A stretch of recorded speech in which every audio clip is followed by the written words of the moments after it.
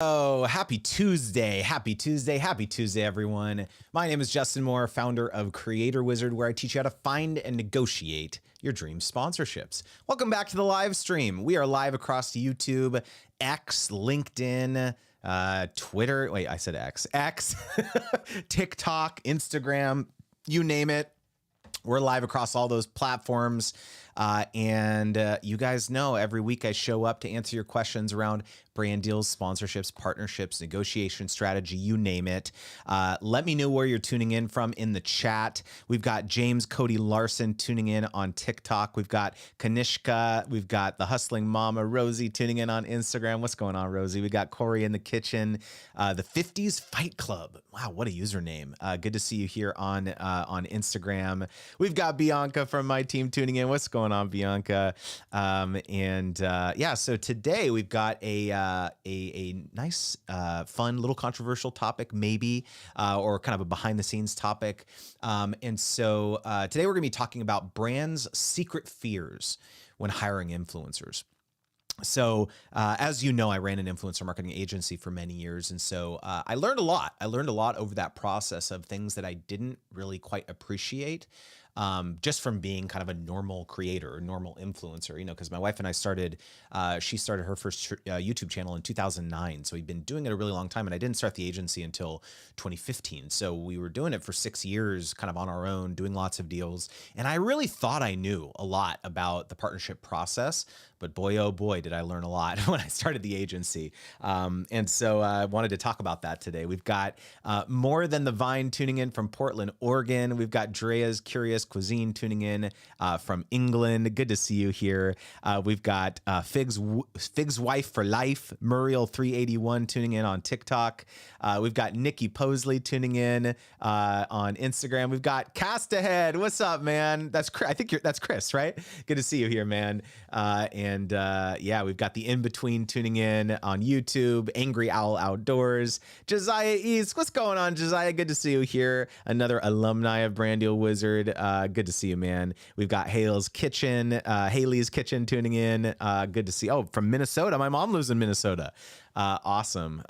Okay, so let's kick things off here. And as you know, a little bit later in the live stream, I'm going to answer your questions. So make sure to start dropping those now so I can scroll back to those once we get to that point. Real quick, just wanted to acknowledge today's sponsor, which is Lulu, and I'm going to be talking about them in a bit as well. All right, so let's talk about brands' secret fears. So the first secret fear that I learned when I ran an influencer agency that brands have is wasting time and resources launching and managing campaigns. So let me tell a quick story about kind of the key insight that caused me to launch my influencer marketing agency to begin with. So basically, the brands and companies that kept hiring my wife and I over and over always told us the same thing.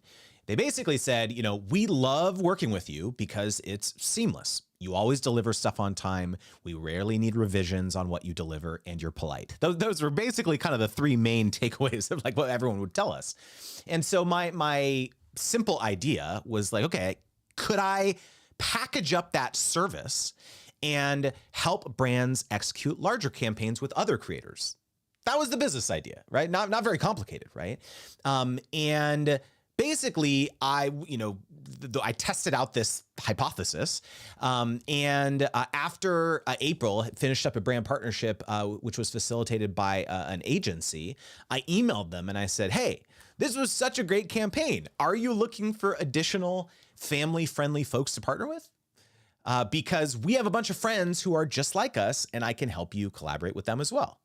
And they were intrigued, right? And so it turns out that, finding good partners was a major pain point for them. In fact, many of the brands and the agencies that I was pitching all shared the same frustrations. When they would reach out to potential partners, creators, influencers, etc., this was the response breakdown. 50% of people would never respond. 25% of people would take at least a week to respond. 15% of people would respond promptly, but couldn't participate due to schedule conflicts or like other obligations. 5% would respond promptly and be available, but they would charge too much.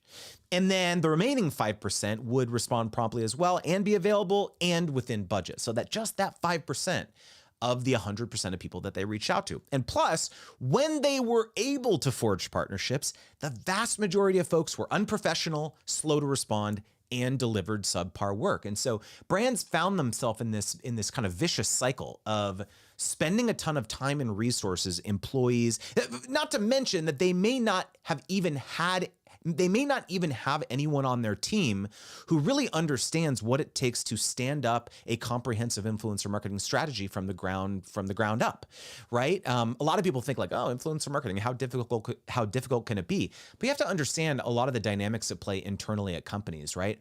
The people who are responsible for these things are beholden to internal metrics, internal KPIs they're called, or key performance indicators, right? So they have to measure, if they're going to be spending $500K, $1 million, even $50K on, working with creators, working with partners, it has to be very clear to their superiors, like what the return is going to be on that investment, right? And so a lot of brands were very hesitant to kind of be responsible, ultimately. Be responsible for ensuring that these campaigns would perform well. And so they were eager to, potentially delegate that to someone that seemed like they knew what they were doing more than they did. And this was honestly a fear that motivated them to, okay, yeah, sure, we'll pay someone whatever the fee is, 20%, or every agency is different or whatever, like to manage the campaign and to kind of be the shepherd, the liaison to actually bring this campaign to fruition. I think that this is a really, really key insight to understand, is that if you as a creator can help the brand be less stressed out when they work with you, that's a big win. That can oftentimes be a really compelling reason that a brand would want to continue to collaborate with you, right? Has this resonated with anyone? Have you ever heard a brand give you this feedback that, wow, they want to keep working with you because of how easy you make the process? Like that can be a reason that brands continue to collaborate with you, just for that very reason. We've got Lizette and the City tuning in on Instagram. Frank Montano, Smart Newborns. We got Ime tuning in back on the Instagram chat. Cosmic Equestrian says, yeah, super valuable advice. All right, love to hear it. All right, so I've got a couple more secret fears that I learned when launching the agency. Okay, so the second secret fear that brands have when collaborating with creators and influencers is admitting to their superiors that the campaign was a massive failure and that they wasted a bunch of money. So following on to the thing we talked about previously, another gripe that I would hear when talking with a lot of these brands, a lot of these advertisers, is that it was just nearly impossible to measure the return on investment, the ROI, when collaborating with a partner. Brands would basically say, and still say, why would we pay a creator $50,000 when we could just sink those dollars into other types of digital ads where we know the return is basically guaranteed to be 2 to 3x, right? A lot of what I talk about is like putting your hat on and pretend you're the brand, pretend you're the agency who's been hired by the brand. They have lots of different advertising strategies that they're employing. It's not just working with creators oftentimes, right? Any brand worth their salt is doing lots of different things, right? They're running search ads on Google and, Bing, and they're running pay-per-click ads, and they're running Meta ads. They're running TikTok ads, like the TrueView ads that you see roll before a YouTube video. They're doing lots of different things. They're running billboard and bus bench ads. They're running their ad in the local penny saver magazine. They're running broadcast TV ads, magazines. I don't know. They're doing, depending on what their consumer, persona is, depends on where they run their advertising, right? And so remember, like influencer marketing oftentimes is usually a pretty small sliver of a brand's overall spend. That changes based on the consumer persona. Obviously, if it's like a Gen Z kind of targeted brand, then of course they're going to skew more heavily on some of those other types of tactics like influencer marketing and stuff like that. But just remember, like a lot of the brands, meta advertising, like it's like it represents a huge portion of their advertising spend. And so if they're not telling you this, they're thinking it, right? You're saying it's going to be $3,000 to do an Instagram reel with me or something, and they're thinking, okay, well, should we spend that on like this person, or should we spend it on like Facebook ads or Instagram ads or whatever, right? Because they know they have multiple years of evidence of historical performance that is illustrated to them that, yeah, they with relative certainty, they know that they're going to get 9K or they're going to get 6K on the other side of that investment, that 3K investment in the meta ads black box, right? Within a margin of error, right?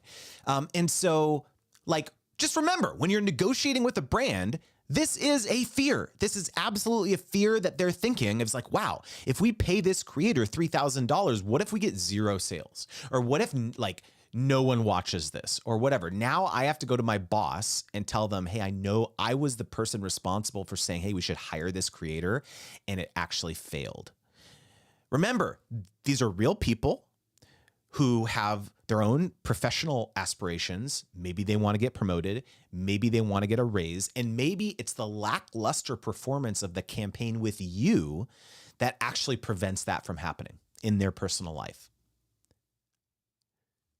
This happens. Like this is reality. Maybe some of you have had a real job before, and you know that it's these small, maybe it's not just like this one campaign, but it's a series of things that happens. So maybe they're responsible for influencer marketing, and your campaign that performed poorly was the 5th out of the last 10 campaigns they ran that actually performed poorly. And so it was the straw that broke the camel's back, and now their job is in jeopardy, or everyone's like looking at them and they look like an idiot on their team. And, they want to be looked at from their, peers as, someone who's doing well in their organization. And maybe if it's an agency, then now they have to go back to the client and explain why this happened and why, ultimately they have to accept responsibility. It's never the creator's responsibility. It's always the person who actually, signed that contract, right? And so again, like I want to implore you to just not be a victim when it comes to negotiating with brands, and to truly have empathy. If there's anything that I teach, is that having your superpower is having empathy. I love that. I got to write that down. That's great. Your superpower as a creator is having empathy, because most people don't have empathy at all. They have 0 empathy. And so if you can be the person who understands that, like, yeah, don't worry, I understand. I want to figure out how I can make you look like a hero. I want to figure out how I can set you up for success. Like, I want to figure out how we can implement guardrails and safeguards into this campaign to ensure that everyone's protected, to ensure that we all win from this. I talk about this a lot in my Brand Deal Wizard program in the second module, essentially, of the negotiation strategies section, is like understanding, like there's different things that you can say to essentially kind of offer guarantees to the brand based on what some of their hesitancies are. So if they have hesitancies of like this happens a lot where, brands have worked with people in the past who were a nightmare. And so they kind of have PTSD over like what that was like. And they're like, oh my God, I never want to work with someone like that again. And so if some of the hesitancies of paying you 5K, 10K, whatever, even $500 is that they're worried that you're going to perform or you're going to be unprofessional, similar to this person they hired a few months ago, you have to, number one, extract that information from them to understand that like that's a hesitancy. And then illustrate to them how you're different. You could say, no, like, don't worry. Like, I will respond to every email within, 48 hours. If you need revisions on the content, I'll turn those around within 72 hours. Here's my phone number if anything arises, during the course of the execution of the partnership, right? There's a bunch of other things, but it's these little things like this that will allay the brand's fears and like, calm them down, talk them off the ledge. Like, okay, this person is different. Clearly they're more professional. Clearly they're more communicative. They're not going to ghost us like that other person did, right? And so that's just one example of like a hesitancy that some brands have, but it's really true. Is like everyone has a boss, everyone has a superior, everyone like it's like this is a real thing that happens.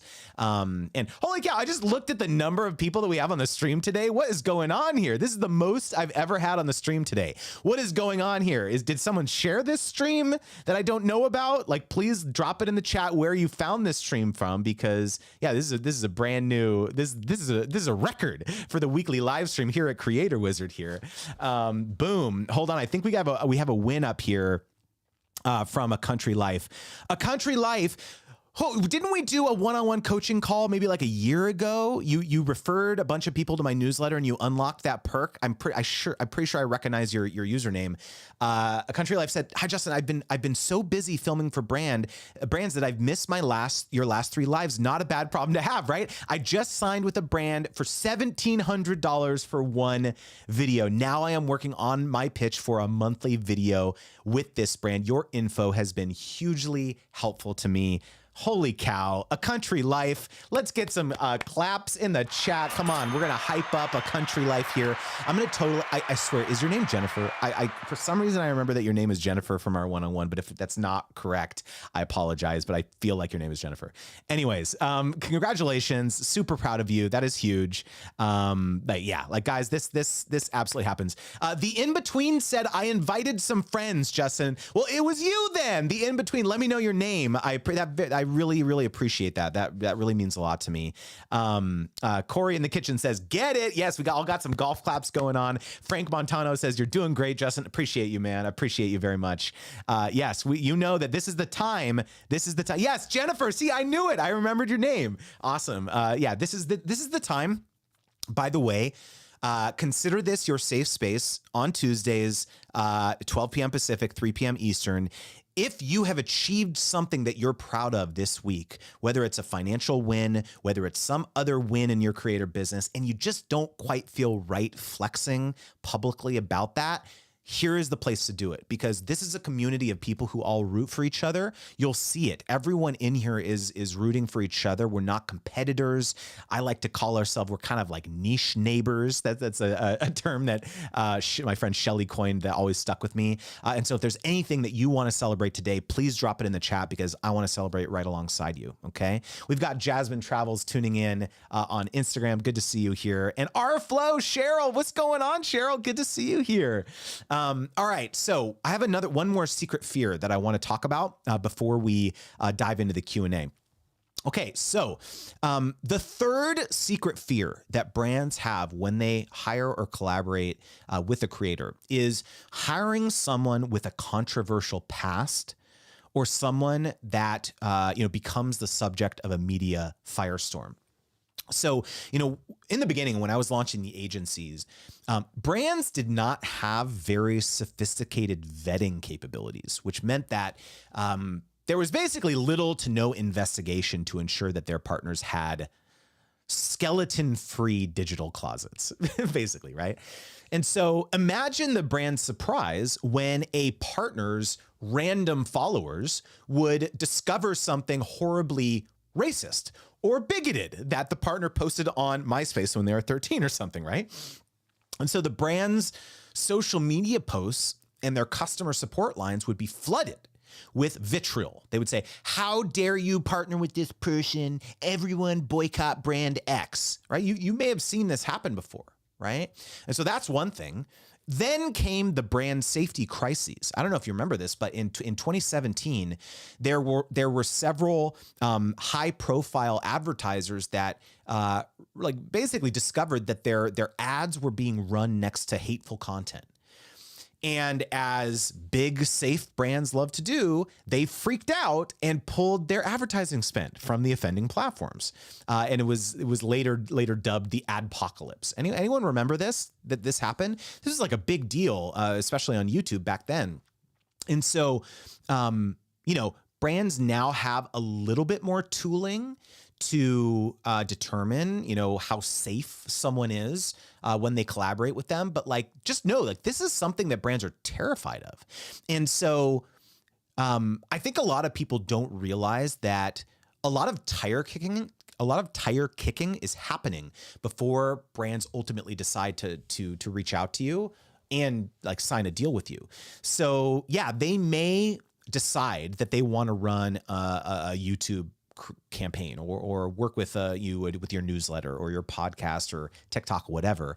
And so one of their, depending on how safe the brand is, if it's like a incumbent type traditional brand who's a conglomerate, multinational type brand, they're very safe. Probably they're a publicly traded company. They don't want to, wade into uncharted waters. They want people who are safe. And so they're going to be auditing you. They're essentially going to be not just looking at the platform that they want to partner with you on, but they're probably going to be looking at your X, and they're going to be looking at your YouTube channel if you have one. They're going to be looking at your, they're going to be Googling your name. They're going to be doing all sorts of these things to see what comes up. And if you don't realize that this is happening, you have to know that this is happening, because this is what my agency was asked to do when we were hired by brands and other larger media agencies who represented larger brands. They cannot be associated with people who have controversial pasts.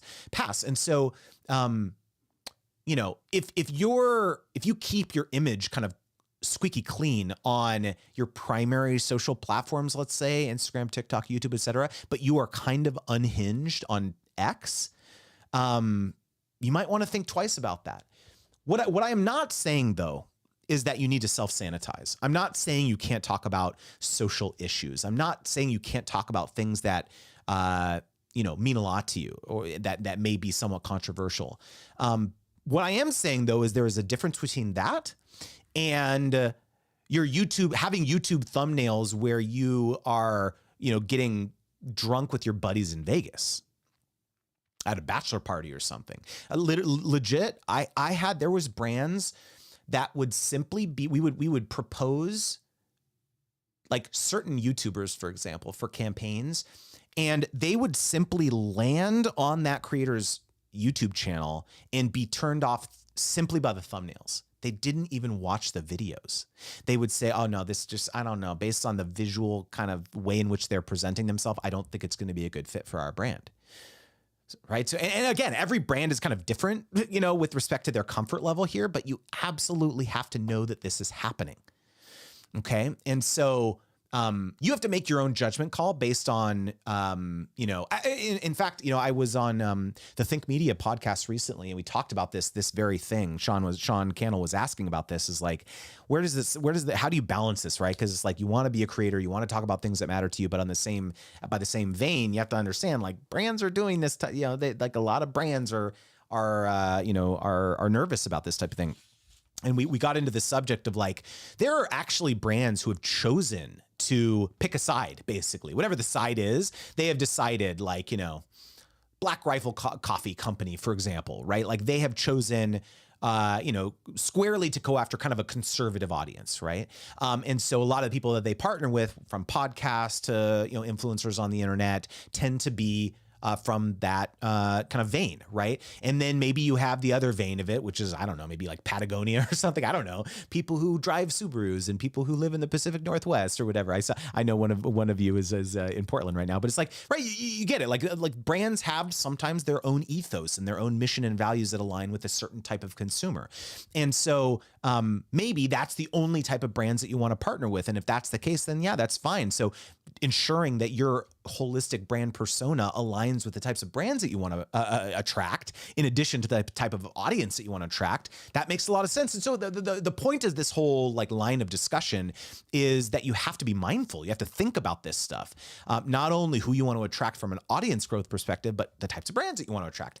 And in fact, I'm gonna reveal to you something very, very interesting and exciting, which is that everything that I've just talked about today is going to be a section of my forthcoming book, Sponsor Magnet. Whoa! Did you know that was coming?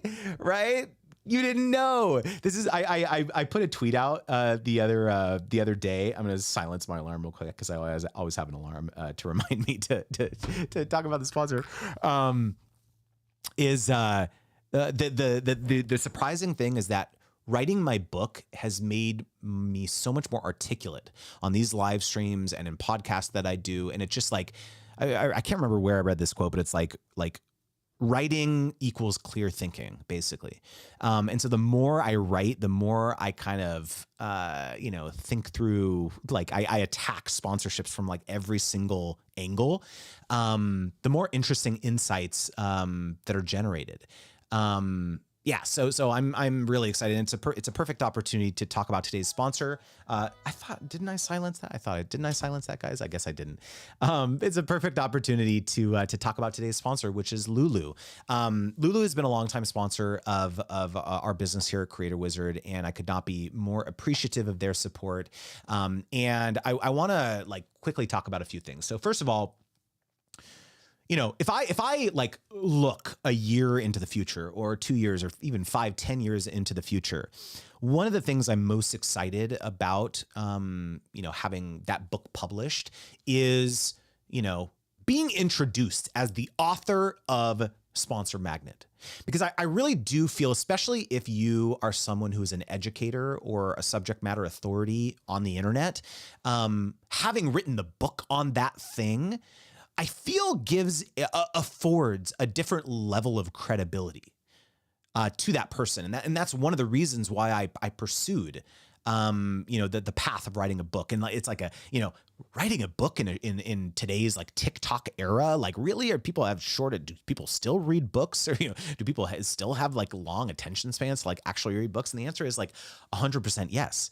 And I'm going to totally botch this stat, but I remember that the amount of money, I think I was listening to a podcast between Jay Klaus and Noah Kagan, where he was talking about the launch of his new book, $1 Million Weekend. And I'm fairly sure that the stat he gave was that people spend on movies something like $26 billion a year, something like that, right? But people spend on books something like 96 billion. I think that's the numbers, but it blew my mind. It was like 4x. I was like, what? That seems crazy. Like, really? And so like, it just goes to show you that like the consumption of book, regardless of how it is, whether it's reading a physical paperback or listening to an audiobook or reading it on the Kindle or whatever it is, buying it directly from the author, whatever, like honestly, having a book, if you were someone who has authority and wants to build credibility, I think it's probably the number one way to establish someone as an expert, right?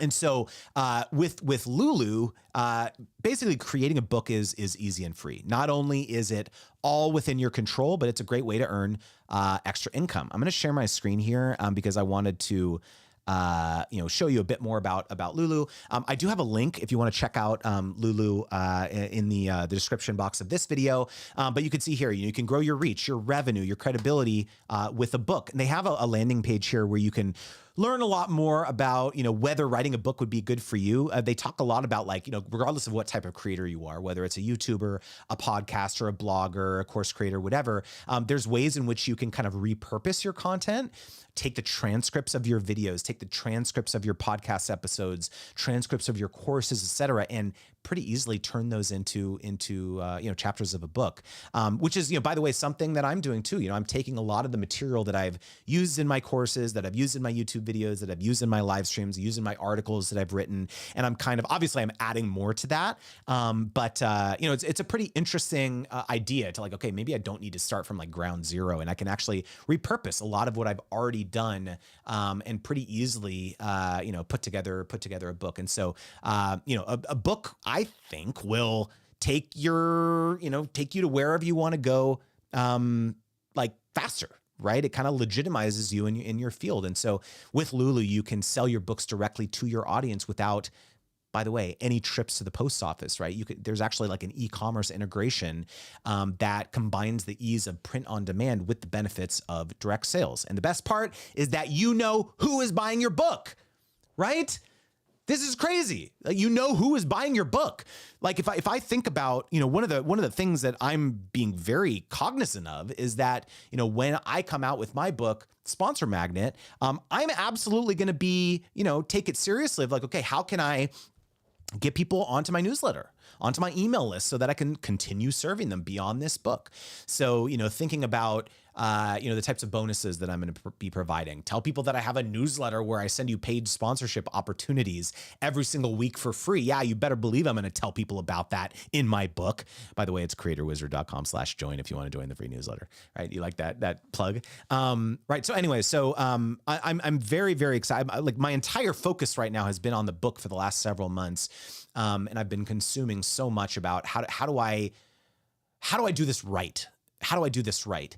And so, very honored and thankful to have Lulu as a sponsor. And so if any of you out here like listening to me talking about it, writing a book and thinking about like whether this is like in the future for you, or maybe you are already an author and have books and you've been trying to figure out different fulfillment solutions and things like that, I highly would recommend checking out Lulu. And again, when you support the sponsors of my business, it continues to allow me to bring you free, awesome, live streams and content like this. So anyways, thanks again to Lulu for the support. Really appreciate it. All right. Okay. The in-between said, amazing. I think this is perfect for us. Delilah says, I've been writing a book since I was 12. It's so therapeutic to get so much on paper, but I never imagined publishing. Huge. Simplify Gardening says, so good to have help, especially if you self-published. Yeah, totally agree. Simplify Gardening said, it will be a bestseller. I'm sure of it. Dude, thank you so much, Tony. That means a lot to me, man. All right. Okay, so we're here. What are your questions around brand deals and sponsorships and negotiations? I am excited to be answering your questions. The in-between said, where do we go to get on the waiting list? Go to creatorwizard.com/join. That's the best way to get to like be, to stay updated up with the book. If you do want to be a beta reader, I actually do have my first beta readers I sent out to, I have about 20 beta readers for the first draft. And I'm going to be looking to send out V2 sometime in the next couple of weeks here. So make sure to join the newsletter and I'm going to be sending out more info about how to become a beta reader. So if that's something that's interesting to you, please let me know. All right, so let's see here. Connie in TikTok says, pricing, how do we break down pricing, please? All right, Connie. So pricing is it's an art and a science. It's a long discussion here. I have an entire section to pricing in my course, but let me break it down for you as easily as I can. So I'm going to go a little bit higher level here to kind of get you in the mindset of like what you need to be thinking about when it comes to pricing. So there's two main buckets of pricing levers that you need to consider. The first is what I call my ARC framework, and the second is what I call the do rule. Let's talk about the ARC framework, and this specifically has to do with the brand's objectives. Okay. So when you ask a brand, hey, what does success look like for this campaign? Let's say they reach out to you or you reach out to them proposing something and they seem interested and you start having this dialogue around what success would look like. It's going to be one of three campaign goal types 100% of the time. The first is awareness. The brand says, hey, we want to, spread the word about our product. We were launching in a new territory. We were available only in this territory. Now we're launching over here. We need to spread the word about that. The R in the ARC framework stands for repurposing. So the reason that a brand wants to collaborate with you is to take the content that you generate and use it in other ways, maybe embed it on their website, maybe, put it on their social handles, use it to run paid advertising, that type of thing. And then the final goal type is conversion. So yeah, maybe they do want to drive sales. They want to drive something measurable and attributable, something that they can track, right?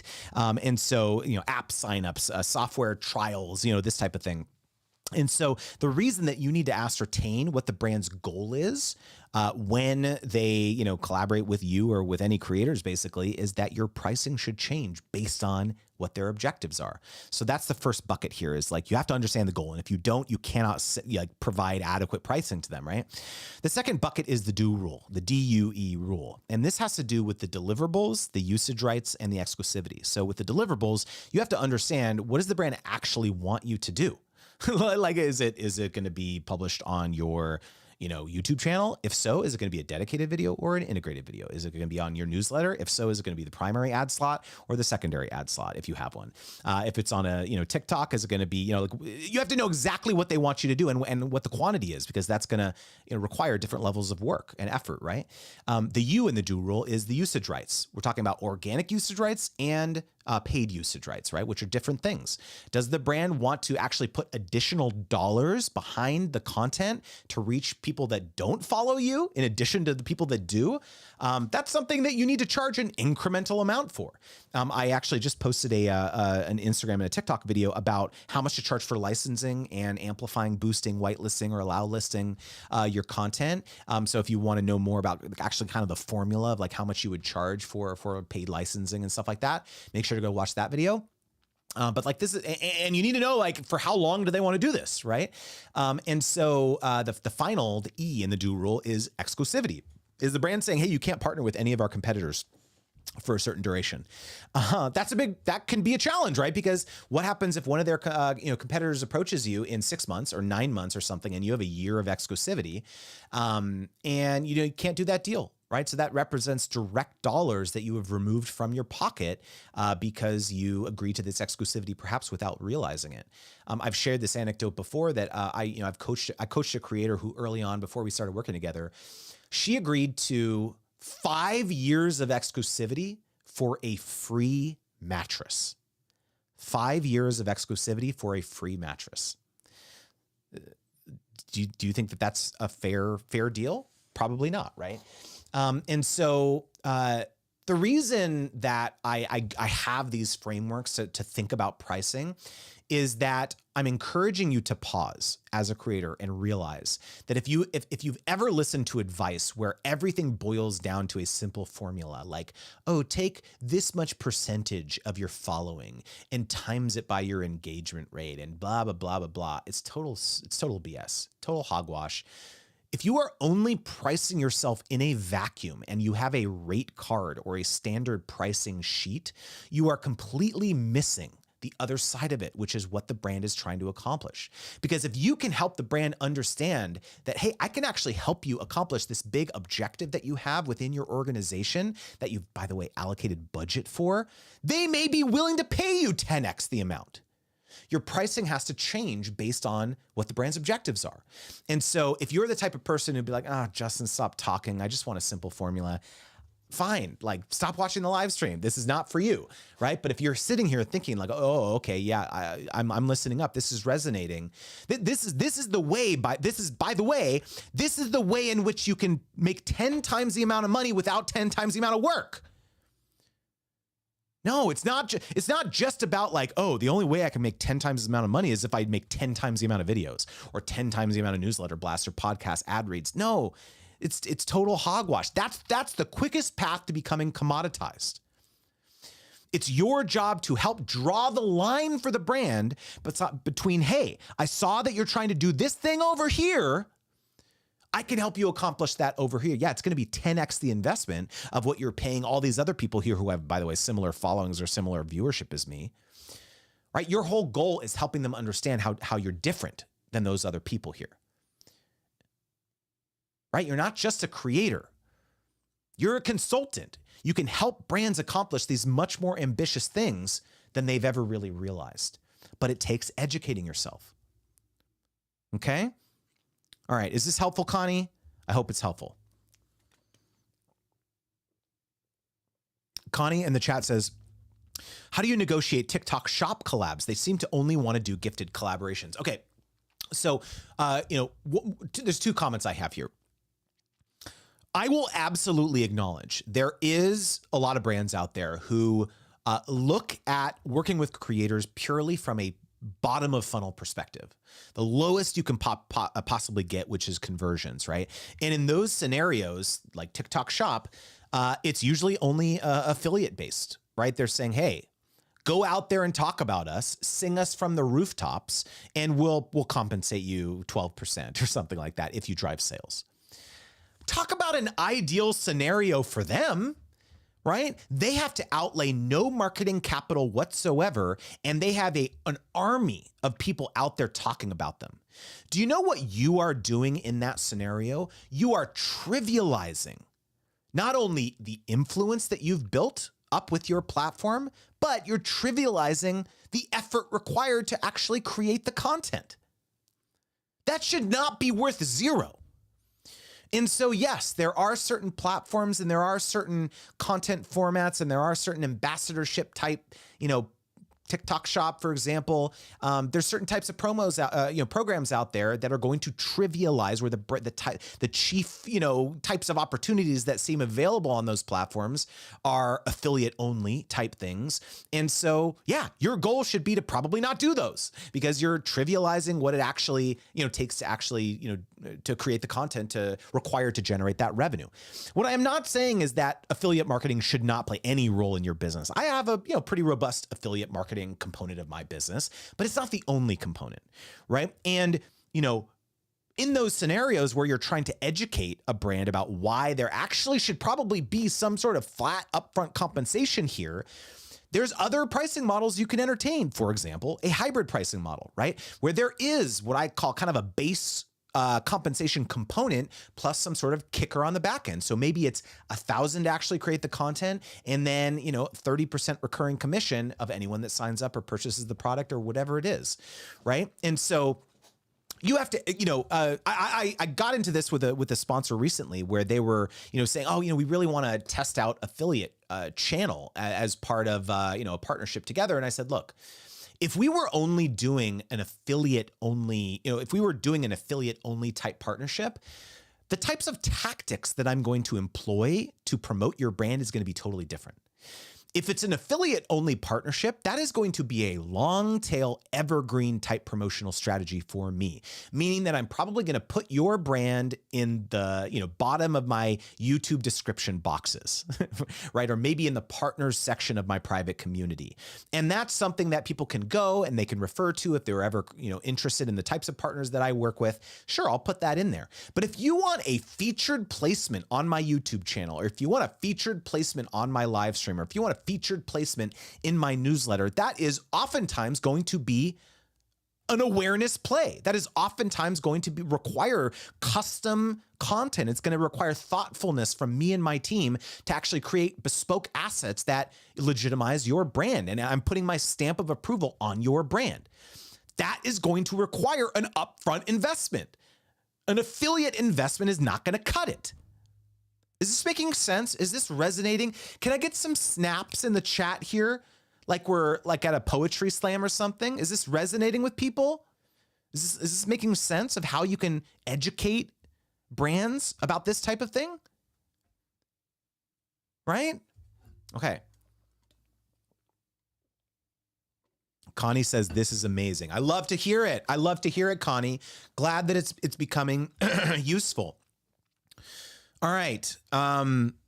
Okay, I'm going on. I feel like I was in my pocket there. I was in my pocket for a second there. Let's see here.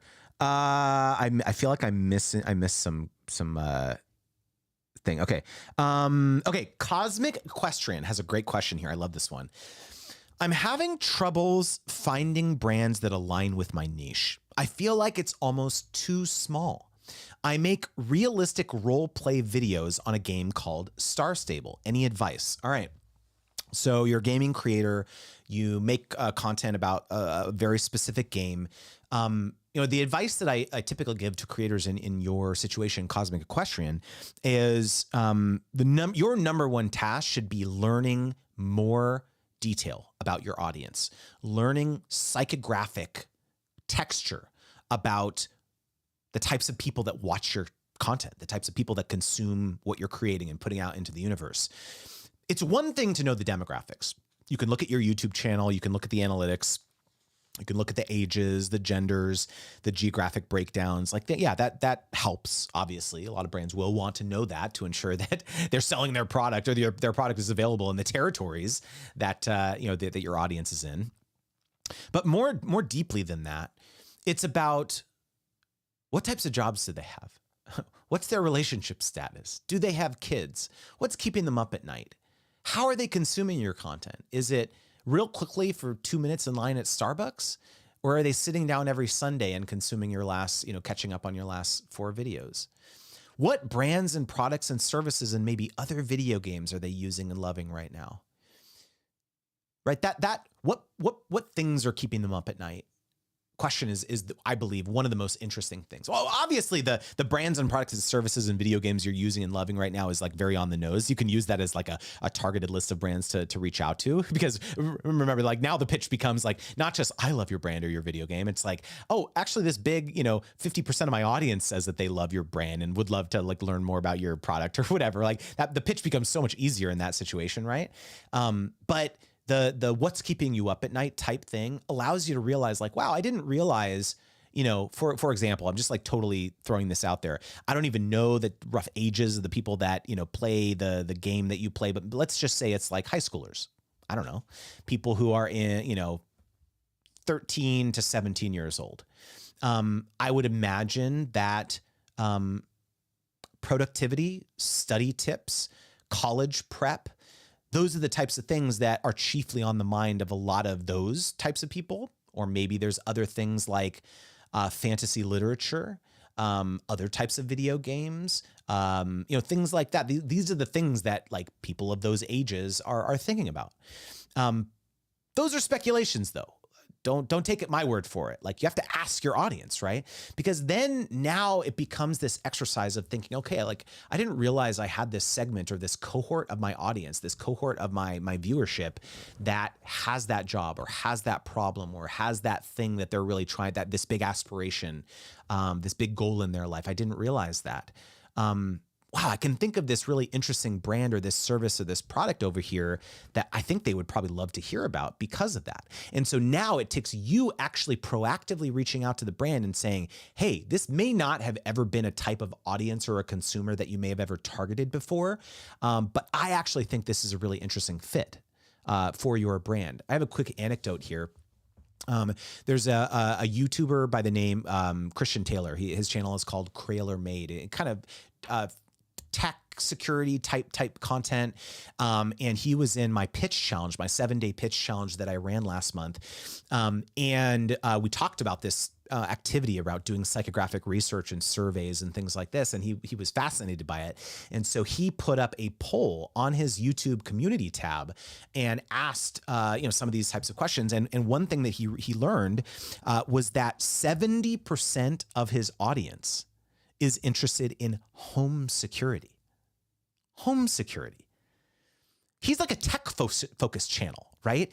And so he was like, wow, I had no idea. And so he turned around and crafted a really compelling pitch to a home security company, like a home residential alarm company, where he was saying, hey, I have this kind of audience of people who want to remain secure online, but not only that, they want to remain secure in their real life. They want to protect their family. So, hey, alarm.com or hey, Simply Safe or whoever it is, we should collaborate because I think this is a really interesting consumer persona that you may not have ever targeted, right? And so it unlocks all these really interesting ideas. The other brilliant thing about this is that it opens up new like content angles for you. You're like, oh, wow, I never realized like people were interested in that. Maybe I should make a video about that, or maybe I should do a newsletter or a podcast about that. It's a game-changing like exercise. So if you've never done any sort of surveying or psychographic research to your audience, I would highly suggest it. And it helps the most niche of creators realize like, oh, I don't just, my only prospective sponsor is not just this like one video game that I talk about or this one, little really niche thing that I talk about. It's like, there's lots, it's not about the content. It's about your audience and how you can serve them. Is this helpful? Here we go. Snaps. Yeah, here we go. Jennifer is doing the snaps. Here we go. I love it. Jennifer is doing the snaps in the chat. I love it. All right. I need some more though. I need like, here we go. Can I get some mind blown emojis, some money tongue emojis? Like, give me some, like, how are we feeling here? Are we feeling good? Are we feeling good?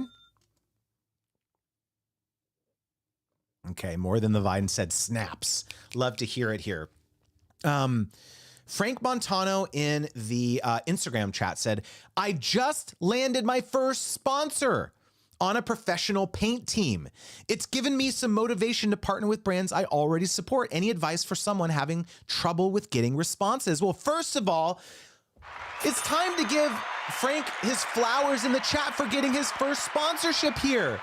Come on, guys. Frank, so proud of you, man. That's amazing. All right. So the first advice that I would give you, Frank, is you absolutely, if you have not signed up for my free pitching masterclass, you should do it. I actually recently completely redid it. And I would really suggest checking that out. It's called How to Craft a Sponsorship Pitch That No Brand Will Ignore. And if you haven't checked it out, again, it's totally free. It's creatorwizard.com/masterclass. creatorwizard.com/masterclass. If you haven't checked it out, maybe Bianca, who's on my team in the chat, can drop it. Would recommend doing that a lot. But the core of what I teach about how to not to get ghosted and how to get actual responses from brands is it has to be about them. It's not about you. Brands don't care who you are. They don't care how many followers you have. They don't care about your viewership. They don't care about how many subscribers you have. Having lots of followers on social media is a dime a dozen now. It's table stakes. They don't care. They don't know who you are. They just deleted your email, right? And so you absolutely have to lead with what is in it for them. What is going on in their world? Why should they respond to you? How are you going to help them accomplish their marketing objectives? That's all that matters. And so your task then becomes research. Proactive, speculative research that you do on their brand before you ever reach out to them. You start analyzing the breadcrumbs that they are leaving on social media, that they are leaving on LinkedIn, that they are leaving on their job boards, that they are leaving in their press releases, and they're telegraphing to you. They are saying, here is the things that we care about, Frank. We just launched this new line of paint that's better for the environment. We just launched that and we're really excited about it. So your subject line is hashtag better paint, or whatever the hashtag is that they're using for that new product line, promoting hashtag better paint, on TikTok ? I don't know. I'm making this up on the fly, but that's what they care about. They don't care about you. They care about their own initiatives. And oh, by the way, you know what else they care? You know what's brilliant about this is that's what they have budgets for. They have budgets for their own initiatives. They don't have budgets to pay you, Frank, just for reaching out and saying, look at all these followers I have. Look at all these listeners or viewers or readers. They don't care.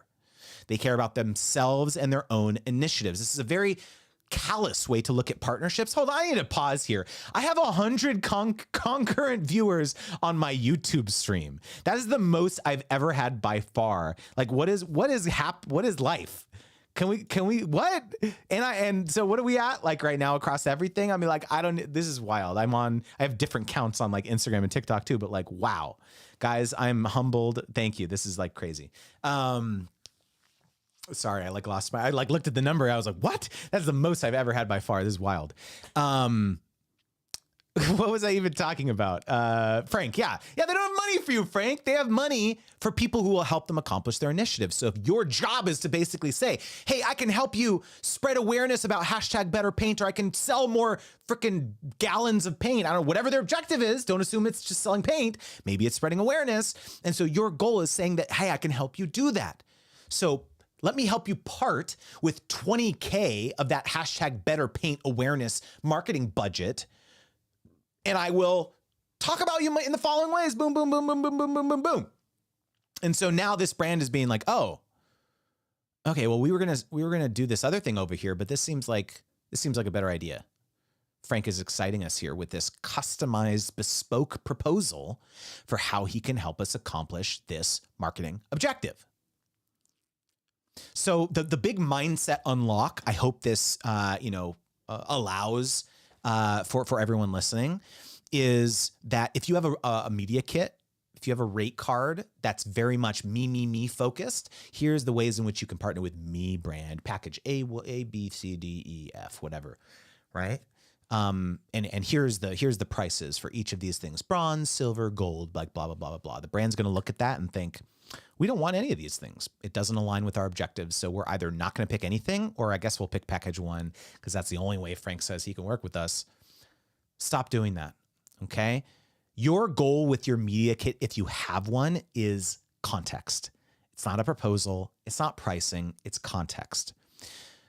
The preferred structure of your media kit should be case studies. That should be page one. For the brand that says awareness is their goal, page one of that media kit better be a freaking brand awareness case study. Hey, this other brand in a similar category to you, or this other brand that has a similar campaign objective as you, here's how I help them accomplish that. And then, yeah, here's some context on my platforms and all the follower count and all this stuff too, demographics. Of course, you can have that at the end of the media kit, but the goal of the media kit is case studies and testimonials, not all that other stuff. So what I'm hoping you hear is, I'm not saying don't have packages. You absolutely should have packages, but in a bespoke manner. You present them packages and tiers after you hear about what their objectives are. Okay, more snaps, More? Are we at the poetry slam still? All right. Yes. All right. Frank says, thank you for the clarity. Signing up now for the masterclass. Yeah. What are you waiting for? creatorwizard.com/masterclass is totally free. Full disclosure, I do talk about my paid program at the end of that masterclass. Totally optional though. You don't have to sign up for it. But if you are interested in like what's involved and like what you get access to, the trainings and the resources and the templates and all that stuff too, then, signing up for the masterclass is a great way to kind of get an overview. So yeah, hopefully it's helpful, Frank. All right.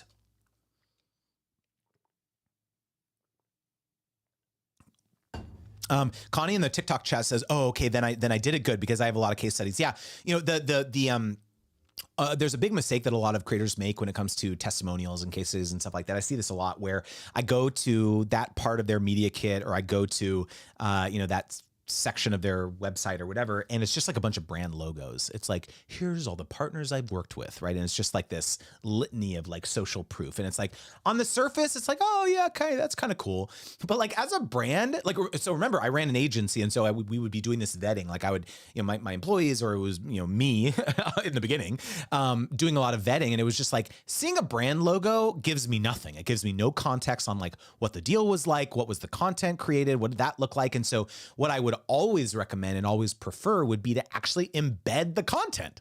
If it's a social media post, embed that post on your website, embed the actual, if you screenshot the content and put a little play button on it in Canva or something and link to the post. So I can go in there and like in the case study, I can click on there, I can look, I can see the type of content that you're creating. I can see your personality. I can learn more about the composition of your audience. Remember that's the goal. That's the reason that brands are like kicking the tires on your social platforms or your podcast, or your newsletter, whatever. They're trying to understand who is in this person's audience. That's what we care about. We don't care about the creator. Really. They really don't. They care about the composition of your audience, because remember, you are serving as the conduit for them to access a big pool of prospective customers. That's your role. You're the conduit. And yeah, in certain scenarios where the brand's goal is repurposing, they do care about you because they want you to generate content and then repurpose that. So of course, but in the scenarios where it's like awareness, conversions, etc., they don't care about you. They care about you serving as that conduit. And so again, just a mindset rewiring here, brain rewiring. Is this helping? Are we feeling here? Like just make it easier is the point. Make it easier for brands to visualize what it would be like were they to hire you for a partnership. Okay.